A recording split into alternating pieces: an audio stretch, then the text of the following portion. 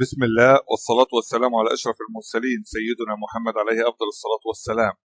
الحمد لله وكفى وصلاة وسلاما على عباده الذين اصطفى. أما بعد، تكملة لتشغيل القرآن وإحنا نايمين أو حتى وإحنا صاحيين. تخيل الواحد يبقى نايم وفي نفس الوقت المخ عمال يبني مسارات عصبية جديدة مباركة. إزاي الكلام دوت؟ إثبات بالتشريح. التكرار اليومي للآيات بيبني تشابكات عصبية جديدة في منطقة الهيبوكامبس، حتت في الدماغ. الكلام دوت بيبان بالفانكشنال MRI والEMG اللي هو الرسم العصبي وأشعة الرنين، ودوت بيحسن على القدرة على التعلم. مفيش فيها كلام إن القدرة على التعلم للناس اللي حافظة القرآن واللي بتذاكره وبتتعلمه طول الوقت باستمرار معاه إمكانياتها مختلفة. مش هقول لك عن بقية الناس لأن ما تعرفش تقدر تقارنها. لا، البني آدم ونفسه قبل القرآن حاجة وبعد القرآن حاجة تانية.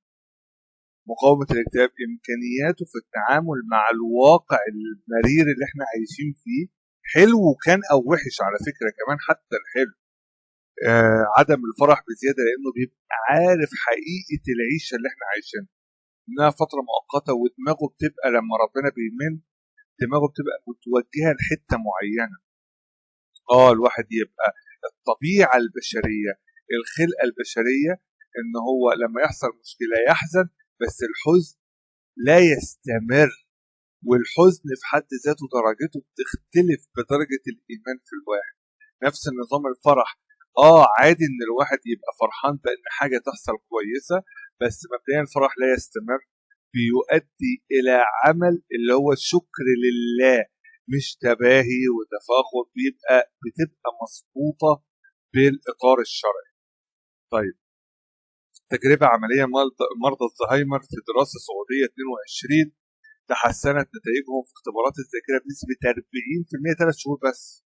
ما بالك لو ربنا منن عليك بانك باستمرار بتسمعه سواء كنا صاحيين او نايمين. يناهيكم على الحفظ والتدبر والعمل.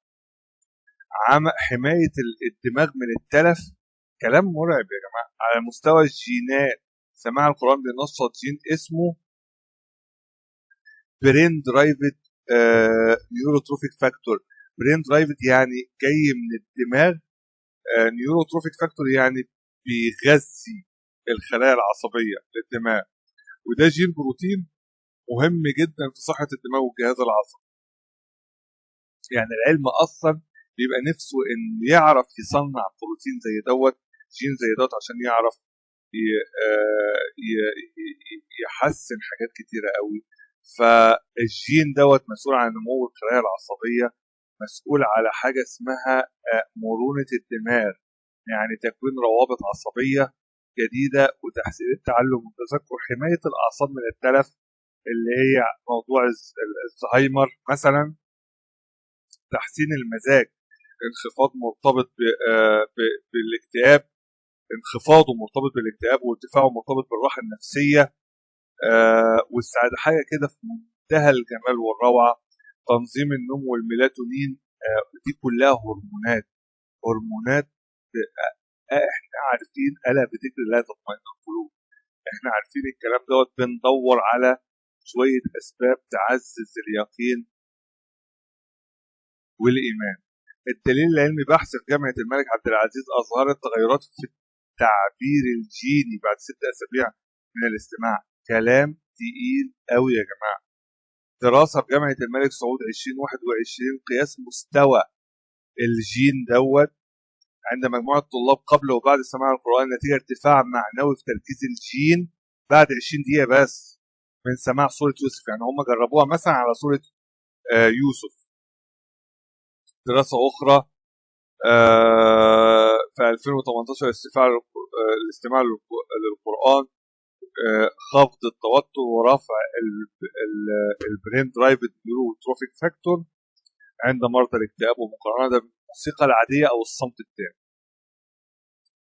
تشغيل القرآن أثناء النوم مش مجرد صوت شغال، ده جلسة علاج نفسي وروحي صمتة بيقوم بيها العقل الباطن بدون ما نحس، بيزرع جوانا سكينة وراحة وأمان وبرمجة ربانية بتخلي القلب أكتر قرب من الله. طيب نلم تاني كده يا جماعة، تشغيل القرآن أثناء النوم بيعمل إيه؟ بصوا يا جماعة، يعني فكرة استشعار مراقبة ربنا. يعني أنا دلوقتي بشغل القرآن وأنا على السرير، لو أنا ناوي أفتح الفيس هتعرف تفتحه؟ مش هتعرف تفتحه، يا إما هتقفل القرآن يا إما هتقفل الفيس. جرب كده. ليه؟ أنت حاسس إن أنت يعني انت طالب مراقبه ربنا. يعني مش هقول لك ان كده كده احنا متراقبين في كل ثانيه وفي كل لحظه في حياتنا، لا ده انت كمان اللي مقبل على ربنا وبتقول له راقب، فانت مش هتعرف تعمل حاجه وحشه. طيب استدرار رحمه ربنا الخاصه، ايوه هو في رحمات عموما للبشريه كلها، وفي رحمات لعباد رب العز. انت بتقول له انا بحاول اعمل، بحاول اسوي. في الحديث القدسي من شغله القرآن عن دعائي أعطيته أفضل ما أعطى السائلين. يعني ما أعطي السائلين، يعني واحد شغال يعني لو بنتكلم باللغة الدنيوية بتنغص نومك يا جماعة. يعني اللي نايم هو مش مشغل نظريا زي من اللي مشغل، أكيد لا. القرآن رايح جاي وفي انفعالات للقرآن. في ناس لما بتاخد فترة طويلة قوي لما تيجي تشغل القرآن مش بتعرف تنام أصلا، على عكس ظاهر الكلام. لغاية لما الأنسجة بتتعود بيبقى في انفعالات للقرآن نفسه ما بين قصص و... و... وجنة ونار وكلام من هذا القبيل ووعيد. الاتصال بالزمن الإلهي، احنا برضو بنحط كلمات ساعات، المقصود بالكلمات دي تبقى فاهم الدنيا ماشيه ازاي. بس احنا عندنا مثلا كلام بارك، لما الرسول صلى الله عليه وسلم يعلمنا يقول اللهم لا غنى لي عن بركتك. ما هو البركه يا جماعه لو في الزمن بقى الزمن المطر ساعات يتخذ بألفاظ وحشه ناحيه البدع والتعويذات وكلام زي كده. بس احنا الهدف من الكلام ان احنا نحطه في الاتجاه بتاعه ان شاء الله. سماع القرآن بيخرجك من الزمن الدنيوي إلى الزمن الرباني. ليه؟ لأن في بركة بتحصل، هتصبح الثمان ساعات هما كأنها أيام كتير. الساعتين ثلاثة هي مش ثمانية بقى، الساعتين ثلاثة تبقى أيام كتيرة.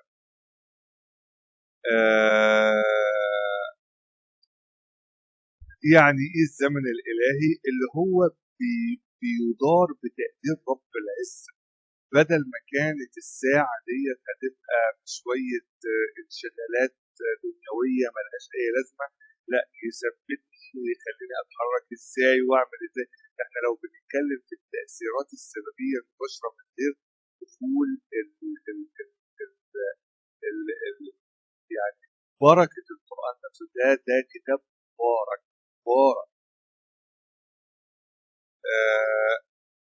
زي مثلا الرسول صلى الله عليه وسلم بيقول لنا بورك لأمتي في بكورها، ومعنى كده هو ان في زمن عن زمن مختلف. طيب هل فعلا سماع القرآن؟ ايوه، سماع بينقلك للزمن دوت، ايوه، لان في سكينه وانشراح صدر وصفاء نيه، الدنيا بتبقى مختلفه وانت بتتعامل في الجو ده، غير لما تبقى في جو كله كهرباء والدنيا مش تمام. وده بيخلي الانسان في حاله حضور مع الله مش مجرد حضور. طيب في النوم بالذات القرآن بيهدي المخ، بيقلل التوتر، بيعمق مراحل النوم، كأنك انت أكتر من الوقت الحقيقي. هل في دليل مباشر من القرآن والسنة على تحول الوقت بالمعنى ده؟ لا طبعا مش حرف، بس زي ما اتفقنا مثلا اللهم بارك، لما الرسول صلى الله عليه وسلم بيعلمنا اللهم بارك لنا في أوقاتنا وأعمارنا.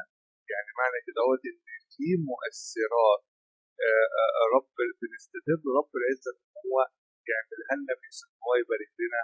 أو تلاقي مثلا في الأوقات وفي الأعمار وفي الرزق وفي كل حاجة. تلاقي مثلا أمهاتنا لو دعيت الصبح ربنا يبارك لي في اليوم، تلاقيني اليوم ده وتنزل واروح السوق واجيب مش عارف ايه والغدا والعيال، وتلاقي الدنيا هي اللي تقول الستات الكبار مثلا، الناس اللي هي عندها خبره، الرجاله الكبار. الدعوه بيبقى ليها تاثير. القران اعلى الدعوات، اعلى المباركات اللي موجوده في حياتنا. وفي قوله صلى الله عليه وسلم: من لزم الاستغفار جعل الله له من كل هم فرجا ورزقه من حيث لا يحتسب. هي دي المباركه. طيب الاجر والثواب، دي من ضمن الفوائد. من استمع الى ايه من كتاب الله كتبت له حسنه، ومن تلاها كانت له نور يوم القيامه. فمن استمع، ده غالبا مقصود بيه يعني اننا انصات وبنسال ربنا وبنستدر من كرمه حتى واحنا نايمين ناخد شويه حسنات. طيب البركه والطمانينه، القران القران ده ذكر لله فتحل البركه في البيت وشعور بالروح النفسيه. قال الله تعالى: الذين امنوا وتطمئن قلوبهم بذكر الله، الا بذكر الله تطمئن القلوب. طيب في 2018 وقلنا حتى الدراسه ديت النصوص المقدسه، حتى هم لما بيجوا يتكلموا مش عايزين يقولوها صراحه، بس هو مش قادرين يخفوا نتائج الآن. 40% مقارنة تحسنا مقارنة. طيب نوروا بيوتكم ما استطعتم، فإن البيت الذي يقرأ فيه القرآن يتسع على أهله ويكسر خير وتحضره الملائكة وتهجره الشياطين، وإن البيت الذي لا يقرأ فيه القرآن يضيق على أهله والعياذ بالله ويقل خيره، أعوذ بالله، وتهجره الملائكة، أعوذ بالله، وتهجره الشياطين، أعوذ بالله. فده بيزود الشعور بالراحة والاطمئنان حتى أثناء استدعاء الملائكة إلى البيت اللي بيقرأ فيه القرآن تكثر فيه الملائكة وتخرج فيه الشياطين. ما اجتمع قوم في بيت من بيوت لا يتلون كتاب الله إلا حفتهم الملائكة. طيب ما احنا مشغلين اهو القرآن واحنا نايمين. طيب اتصال بالملأ الأعلى أثناء قال النبي صلى الله عليه وسلم: إن لله ملائكة سياحين يبلغون عن أمتي السلام. وعند سماع القرآن تزداد هذه الروابط الإلهية. احنا طول ما احنا شغالين الملائكة بتعدي تشوفنا بنقرا القرآن، بنسمع القرآن، يبلغوا ان احنا على الضرب ان شاء الله. ربنا يثبتنا ويحسبها لنا بمنته وكرمه. الملائكة تحضر لسماع القرآن حتى لو القارئ مش مدرك.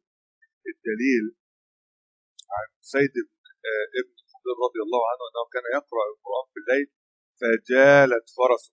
يعني هو كان عمال يقرأ القرآن بالليل، الفرس او الحصان بتاعه هاج،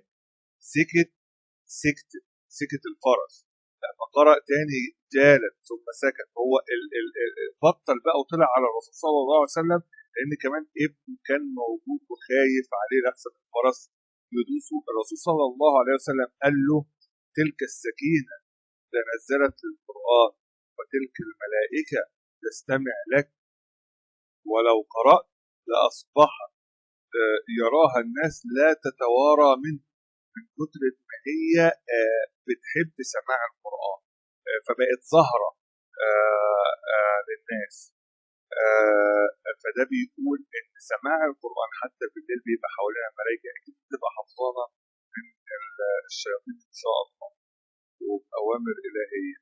قال الإمام النووي رحمة الله عليه: سماع القرآن عبادة.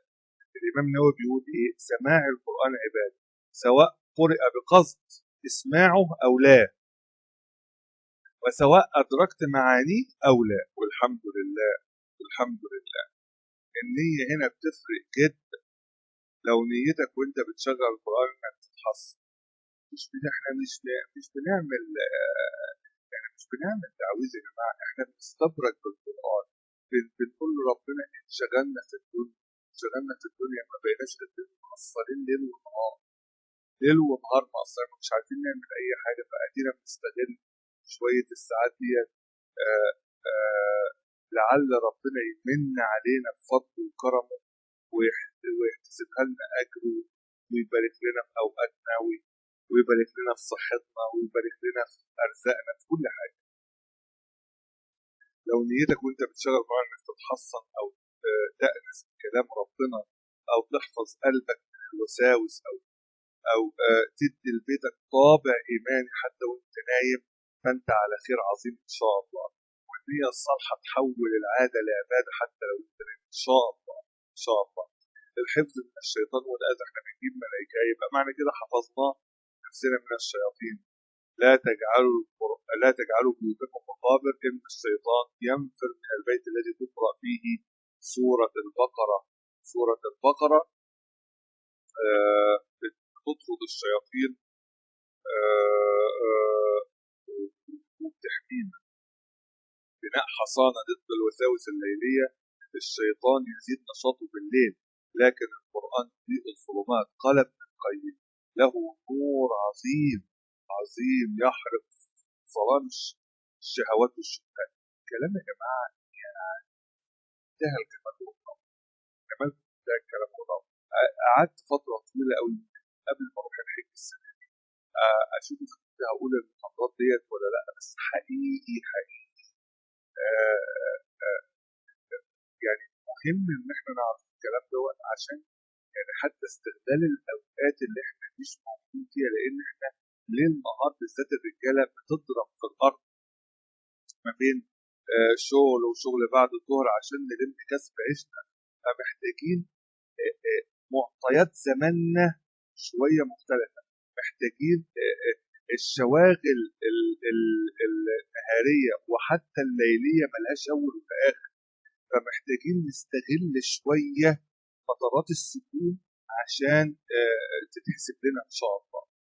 الغاء تاثير الاقدار السلبيه. ابن القيم بيقول: دواء القران للقلوب اعظم من تاثير الادويه للابدان. دي حاجه حتى للاقدار المكتوبه. ابن القيم اللي بيقول يا جماعه الكلام ده. فاحنا لما نشغل القران طول الوقت كلام كتير قوي ان شاء الله هيتغير في حياتنا. تأثير إيجابي على العقل الباطن اللي قلنا فيه كتير في المحاضرات اللي فاتت. يشير إلى سماع القرآن أثناء النوم. يحسن الاسترخاء ويقوي الذاكرة. بناء قوة الشخصية الإيمانية. يعني قبل القرآن أنت حاجة، بعد القرآن حاجة تانية. طبعا كلمة بعد القرآن دي مش يوم ليل، ده تعاهد فترات زمنية ربنا يثبتنا ويعلمنا ويحفظنا ويخلينا نعمل باللي مكتوب فيه. انت بتتحول لبني ادم تاني. انت ما بتبقاش فارق معاك بعد فتره، طبعا على المزوره برضه هي بتقوى اكتر وقت. ما بتبقاش فارق، انت بتبقى متاكد ان بدرجاتها، درجات اليقين، ان الرزق ده مش بتاع حد. فحتى طريقه تعاملك مع الناس بتبقى مختلفه. ان اللي قدامك دوت ما يقدرش يعمل لك اي حاجه حتى لو انت شايف بعينيك ان اصل الواسطه في ايده. لا، انت بعد كده هو بتبقى انا اطلب من ده ازاي؟ انا ربنا يمن عليا بركعتين النهارده في الليل، اطلب اللي انا عايزه تاني يوم الموضوع خلصان. لو كان ليا في صالح، لو مش ليا صالح هيبدله لي، وهتبقى حاجات تعجب لا تتخيل بتتعمل ازاي اصلا. تبقى احسن من اللي انت متخيل. ده في الدنيا، ما بالكم باللي هنشوفه ان شاء الله من من حسن الجزاء والصبر على عدم تنفيذ الدعوات في الدنيا والاجر بتاعها. طيب، برمجه العقل الباطن بالايمان. العقل الباطن يستقبل الاصوات اثناء النوم، فسماع القران بيغرس قيم التوحيد والطمانينه والثقه في الله ان شاء الله حتى في اللاوعي. تكوين بيئه ايمانيه بتربي الروح حتى في النوم. بيت يقرا فيه القران يصبح مقدسا كالمسجد. جعلت لي الارض مسجدا وطهورا، فبالك ببيت في كلام رب العزه. تحويل الغرفه لمحطه شحن ايمانيه. ده حقيقي، ده حقيقي. انت بتلاقي ثقل وانت رايح تصلي الظهر مثلا في الجو حر، او تقلت من الغداء ومش قادر تروح تصلي العصر. طيب لو انت ما صليتوش، يعني انت لو ما صليتوش انت ناوي تصلي بس انت حصلت وتقلت والشيطان غلبك وما قدرتش تصلي، حقيقي ما بتعرفش تعمل حاجه بعد، يعني حقيقي حجم الكسل بيبقى رهيب. طب جرب بقى وروح المسجد، قاوم نفسك بس وجاهد نفسك وجرب وروح المسجد، هتلاقي في فعلا حصل شحنه ايمانيه، وتلاقي ان الفتره اللي بعديها انت انجزت. هتبقى الواحد وراه اللي وراه بيجاهد نفسه على قد ما يقدر. لان انت حتى وانت متعود على الصلاه، زي مثلا في الجامع ربنا مانع عليكم تصلي في الجامع، بيجي لك فترات بتتقل فيه لاسباب كتيره، حر، تعب، وهن، انا متضايق، يعني في اسباب كتيره قوي متقلبه بتيجي على الواحد. فانت حتى لو اتمنى عليك بفضل من ربنا ان انت مواظب على الصلاه، بتيجي فترات بتضعف فيها، فالفترات ديت بتجاهد نفسك بزياده عشان تعرف تعمل النقطه دي. طب انت لو ما عملتهاش تلاقي نفسك الفتره اللي بعدها ما عملتش فيها اي حاجه. طب لو قمت تلاقي الدنيا فعلا، يعني فعلا تقول اللي عليك فيه. التقل دوت بقى سواء كان شيطان سواء كان سلوك بصرف النظر. طيب بس طاقة إيجابية في الغرفة. الأبحاث الحديثة في فيزياء الكم، شوف بقى الكلام، تؤكد أن الذبذبات الصوتية للقرآن تحدث تغييرا في طاقة المكان مما يشعر في بقى اللي هو يعني طيب خلينا ناخدها حتة حتة بس. يبقى مبدئيا كده هم شافوا ان ما احنا في عندنا الشكرات هنشوفها بعد شويه، يبقى في طاقه ايجابيه موجوده في المكان. الذبذبات الصوتيه بتاعه القران بتعمل تغيرات مختلفه عن المكان اللي هو ما فيهوش فيه قران. القران الكريم بصوته المميز وتكراره النغمي التجويد بيخلق ذبذبات منتظمه ومتناغمه لها تاثير على الهواء والماء، وده بيعمل حاله من التوازن الطاقي في المكان وتقليل التوتر وشعور عدم عام بالسكينه والسلام الداخلي.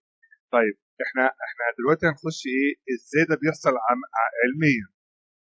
الكلام كله ببساطه، بصوا يا جماعه، في حاجه اسمها فايبريشن ثيوري. يعني اصلا اي صوت، اي شيء في الكون بيهتز حتى الجماد، وصوت القران اللي بيتذاع في الغرفه ليه ذبذبات، ده بتاثر على المجال الكهرومغناطيسي للمكان، بتعدل الطاقة السلبية الغير متوازنة. العلماء بيسموه ريزونانس، التوافق الاهتزازي. طيب يتطبق الكلام دوت واثبتوه ازاي؟ قال لك جه واحد اسمه ماسونو ايموتو وقرا القرآن على المية. عايزين بس بالراحة كده. طيب قرا القرآن على المية، لما شغل آيات القرآن على المية بلورات المية أخذت أشكال هندسية تحت الميكروسكوب منتظمة، عكس لما شغل موسيقى صاخبة أو شتايم، حتى البلورات بقت مشوهة. يبقى معنى كده إن في طاقة اهتزازية للموضوع، يبقى أكيد بتعمل فينا نفس الموضوع. ده بيدل إن الصوت القرآن بيعدل، والمية مش فاهمة قرآن، ما هياش حافظة قرآن. أي نعم بتسبح زي كل حاجة، بس هي مش حافظة قرآن، اتغير شكلها ونطفي. واحنا لو لقوا اجهزه تعمل وتشوف الكلام دوت هتلاقي برضو الذرات عندنا بتتصبغ. حمايه من الاضرار التكنولوجيه ممكن وممكن لا. الذبذبات القرانيه تعمل كدرع وقائي ضد تاثيرات الموجات الكهرومغناطيسيه الضاره في الاجهزه الالكترونيه. بس الحاجات دي يعني لسه قيد البحث. بس طبعا هي صح. ليه بقى؟ ليه بقول لكم صح؟ ما هو كلمه المعوذات، خلي بالكم احنا الدنيا مخلوقه بالسبب. فلما رب العزة يوصي سيد الخلق يوصينا ان احنا نقول اذكار. طب ما هي عشان تحمينا من الحسد، ما هو الحسد دوت طاقة بتطلع من اللي قدامي تخبط فيا. فكون ان دي ما بتعملش بفضل ربنا علينا بتحمينا من الطاقه دي، يبقى في طاقه مضاده بتطلع من عندي توقفها. ده ده ده ده يقينا زي ما احنا بنتكلم كده، هو مثبت ان في سحر، او بمصطلحات تانية لا يعلمها الا الله بتقول الكلام ده. برضه ليه بنعمق قوي في الحته دي؟ عشان نقول اذكار يا جماعه.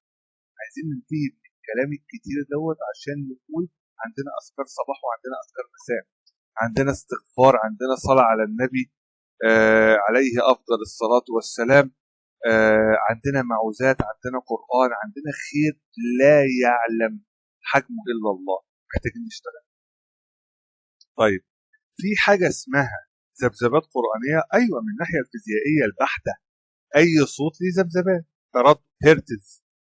صوت القران كاي صوت له ترددات تختلف حسب القارئ، طبقه الصوت، الحنجره، ده غير الكلمات نفسها. بعض الدراسات الصوتيه لاحظت ان تلاوه القران بصوت هادي منتظم بيحدث بيأثر على الدماغ، وده احنا قلنا في تأثير القشره الدماغيه فوق في المحاضره اللي قبل ديت اظن، اللي هي كانت في الجزء الرابع. لكن دي ذبذبات صوتيه عاديه من حيث الفيزياء، يعني مش شيء خارق. يعني هو هنا الباحث بيقول ان اي صوت ليه ذبذبات، بس احنا من التجارب اللي فاتت الصوت ده تحديدا بتناغم الحروف بالشكل دوت بالتجويد بتاعه بيطلع تأثير مختلف عن الأصوات العادية. طيب هل الذبذبات القرآنية تحمي فعلا من الموجات الكهرومغناطيسية؟ ما عندناش دليل علمي واقع، بس الموجات الكهرومغناطيسية زي اللي طالعة من الواي فاي، الموبايل، أبراج الأجهزة الذكية، هي موجات مختلفة تماما عن الذبذبات الصوتية. حتى الآن لا يوجد دليل علمي مثبت أن سماع القرآن بيعزل أو يمنع تأثير الموجات الكهرومغناطيسية، لكن في احتمال أن القرآن بيقلل الأثر النفسي أو التوتر المرتبط منها. طب هل في فايدة حقيقية للقرآن وسط التكنولوجيا؟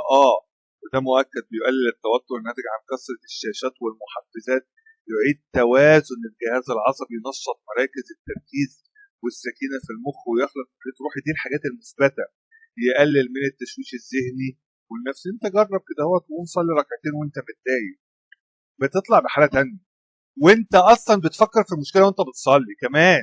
يعني ما انتش بتصلي يعني مش مصلي بقطع السمكة وديلها، لا، انت بس خليت رب العزة يطلع ان انت في المشكلة، قمت اتوضيت ورحت جاي الله اكبر، يا رب حلها لي، يا رب اعمل ايه في المشكلة دي، اللي هو تقريبا من قبل ما تقول الفاتحة انت اصلا بتفكر في المشكلة وبتناجي رب.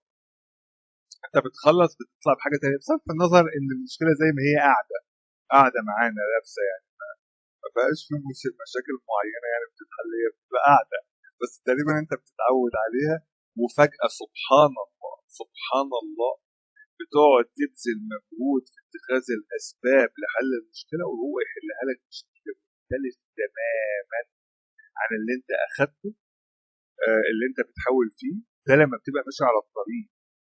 انا عايز اقول لك ان انت ممكن لما ما بتبقاش ماشي على الطريق تحل المشكله بالاسباب بتاعتك وبرضه تلبس. اما الثانيه دي بتبقى ساعات المشكله كمان يعني يعني رحمه ربنا، تحس ان المشكله اختفت، ماتت المشكله، ما بقتش موجوده. ايه طب اتحلت ازاي؟ ما تفهمش، هي اختفت، اطراف المشكله اختفت، ما بقتش موجوده. وده بمحض منا من عند ربنا. طيب تاثير كموني على خلايا الجسم، ايه الكلام ده؟ علم فيزياء الكم بيثبت ان اهتزازات القرآن الصوتيه بتحدث تغيرات ايجابيه في الحمض النووي. يا جماعه كلام مرعب، يا جماعه كلام مرعب. دولت الناس اللي لا يمت للاسلام بصفه، يعني لا يمت للاسلام بصفه. دي دعوة ان احنا لازم نشتغل على الكلام ده. الناس المتخصصة في الحاجات دي تجتمع مهندسين مع دكاترة مع مدرسين، يعني لازم يبقى في تناسق في الكلام دوت عشان نثبته. لان احنا بقينا اهل مادة، فلما بنشوف الحاجات المادية دي قدامنا بيزيد اليقين، بالذات الناس اللي بره. ما المقصود بالتأثير الكمومي على الخلايا؟ كوانتم فيزيكس، تدرس سلوك الجسيمات الدقيقة اللي هي الذرات يعني. وتم اكتشاف ان الموجات الصوتية تؤثر على المادة حتى على المستوى الخلوي. بعض الدراسات غير المؤكدة بعد تشير الى ان الصوت يمكن ان يحدث على تأثير على الحمض النووي. يعني طب احنا خدنا فوق ان هو فعلا زود لما قاسوا البرين درايفد نيوروتروفيك فاكتور لقوها زياده، لانه يحتوي على شحنات كهربائيه دقيقه، لكن هذا ليس دليلا قاطعا لان العلم لا يزال في البدايه في التاثير على الكلام ده. القران يحدث تاثير على الحمض النووي من الناحيه العلميه، ما فيش دراسات موثقه 100% تثبت ان تلاوه القران بتغير الحمض النووي مباشره، بس في ابحاث زي مثلا الدكتور احمد القاضي في التسعينات بتحدث تغيرات ايجابيه في موجات الدماغ. احنا قلنا الالفا والبيتا والجهاز المناعي. من الناحيه الشرعيه يا جماعه، بصوا يا ايها الناس قد جاءتكم موعظه من ربكم وشفاء لما في الصدور. هو يا جماعه شفاء لما في الصدور، شفاء ايه؟ شفاء حسن ولا غل ولا شفاء مع مادي؟ امراض موجوده في الصدر وهو شالها، يبقى اكيد في تغيير. الناس اللي كان اللي يعني ما بحبش اتكلم قوي في التجارب الشخصيه بتاعه بعض الناس، بس انت لما بتيجي تسمع ان في واحده كان عندها سرطان وما بقاش عنده سرطان، ازاي يعني؟ ازاي تيجي تسمع انها اصلا كانت بتستغفر قد ايه، بتصلي على النبي قد ايه، بتحافظ على وردها قد ايه؟ انت لو جيت سالت على الناس اللي بتخدم في 3 ايام دول يقول لك احنا عايشين في الجنه، مع ان عادي يعني تيجي تبص عليه تلاقيه عادي يعني. ايوه، لان جنه الواحد في صدره يا جماعه، جنه الواحد في صدره. ما انا ساعات بيبقى الواحد كل حياته فله و100 فل و14، وتلاقي الواحد مش طايق لا نفسه ولا اللي حواليه، مش طايق نفسه ولا اللي حواليه. ليه؟ اكيد في سلوك انا ما بعملها وانا مش بالي، او انا باخد بالي وما استغفرت يعني ضيق الصدر والانشراح ده ليله تانيه خالص، هي الجنه واصلها. اللي هو يعني هو بيطلع من بقهم كلام تسمعوه يعني ما يفهموش الا اللي بيدوق حتى لو من بعيد. يعني ساعات تيجي يوم في السنه تدوق الجنه ديت فتبقى حاسه من بعيد. يقول لك انا لو الجنه في الاخره هي نفس الجنه اللي انا عايش فيها ديت، انا مش هبقى عايز اكتر من كده حاجه. يعني متخيلين حجم الرضا اللي ربنا مديهوله بحيث ان تقول كلمه زي كده. طيب فيه شفاء للناس، العسل هو اكيد بيغير حاجات، لان برضه مش موضوع معجزه يعني احنا هو رب العزه يفعل ما يريد، يحكم ما يشاء. لو كن فيكون خلص كن فيكون، بس هو رب العزه خليها باسباب، فاكيد في تغيرات بتحصل على مستوى الجينات وننزل، او حتى في تصرفات الواحد فتخلي ايجابياته مش عارف ايه، والقلب ينضف فتبقى التاثير على الجوارح عامل ازاي. يعني شبكه معقده عمر ما الدماغ هتعرف تجيبها، عمر ما الدماغ هتعرف تجيبها، بس احنا بنحاول نحسس على الحته من بعيد بحيث ان تزود ايماننا ويقيننا بالله. وننزل من القران ما هو شفاء ورحمه للمؤمنين. طيب شفاء دي ايه بقى؟ يعني اذا كان ديت كانت شفاء لما في الصدور، طب هنا شفاء لايه بقى؟ فين؟ شفاء كل حته، كل حته. للناس اللي بتقرا في القران وبتشفي الناس، يا جماعه الكلام ده حقيقي على ارض الواقع. انت موافق ولا مش موافق دي حاجه ترجع لك، بس الكلام ده موجود على ارض الواقع. اذا هو كده كده ليه تاثير ملموس على مستوى الافراد، على مستوى الجماعات، على مستوى الامم اللي مسكت المصحف تملكت الدنيا، وان شاء الله اتملكوا الاخره، بشروا بالاخره من وهم في الدنيا، من حجم تمسكهم واتباعهم للمنهج. فاحنا كل ما هنمسك القران كل ما هنتبشر في الدنيا، فلنحيينه حياه طيبه ولنجزينهم أجرهم بأحسن ما كانوا يعملون. حاجة كده حلاوة. ولو جعلناه قرآنا أعجميا لقالوا لولا فصلت آياته أعجمي وعربي قل هو للذين آمنوا هدى وشفاء. قل هو للذين آمنوا هدى وشفاء. بيعمل كل حاجة يا جماعة، بيشفي كل حاجة يا جماعة، محتاجين نمسكه طول الوقت. لكن لم يرد في القرآن والسنة أن القرآن يغير الحمض النووي. ماشي يا عم، أنا موافق، أنا ما عنديش أي مشكلة في الكلام ده، إن هو ما بيغيرش الحمض النووي مثبت في الشريعة، بس أنا عندي اللي أعلى يمكن تغيير الحمض النووي هي جزء من 50,000 جزء الشفاء هيتم بيه. يعني الشفاء هو اللفظ، ما هو في الآخر غيرت الحمض النووي ما غيرتش الحمض النووي، أنا عايز في الآخر الشفاء، أنا عايز أتشفي. أنا عندي مجموعة من الأمراض ملهاش أول ولا آخر، اتغير ما اتغيرش، اهتزازات صوتيه، كهرومغناطيسيه، بتنجانيه، مش فارق معايا. انا اللي فارق معايا ان انا عايز اخف بقى، نفسي اخف، نفسي اخش الجنه، مش عايز اشوف النار. وان منكم الا واردها، يعني كده كده انا اقصد يعني ما نتعذبش ان شاء الله. اذا كيف نفسر ان القران يؤثر على الخلايا الاليه المحتمله بدون مبالغات علميه؟ استماع للقران بيهدي الاعصاب، بيقلل هرمونات التوتر، بيحسن المناعة، الطمأنينة، بيعزز الراحة، الصحة النفسية تنعكس إيجابا على الجسد. لكن لا نستطيع القول أنه يعدل الحمض النووي مباشرة، ده هيحتاج إلى أدلة علمية أقوى. الإسلام لا يحتاج إلى إثباتات فيزيائية لتثبت أن القرآن شفاء، لأننا نؤمن بذلك بالوحي وليس بالعلم فقط.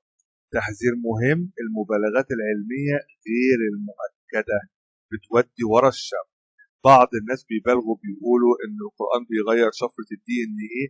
هو انا يا جماعة يعني انا بقول لك هو بيغير، انا لسه ما نعرفش الكلام ده، بس هو يا جماعة آه هو بيغير حاجات كتيرة قوي. يعني انا هقول لكم حاجة لسه فاكرها وانا بتكلم معاه. الرسول صلى الله عليه وسلم قال لنا نقول شهادة التوحيد في ودن العيل الصغير اما يتولد. الكلام اللي جوه الحته ديت من ابن القيم مرعب، مش وقته دلوقتي، بس ده بيثبت ان هو ليه تاثير، ليه تاثير مرعب يا جماعه سواء فاهمينه او مش فاهمين.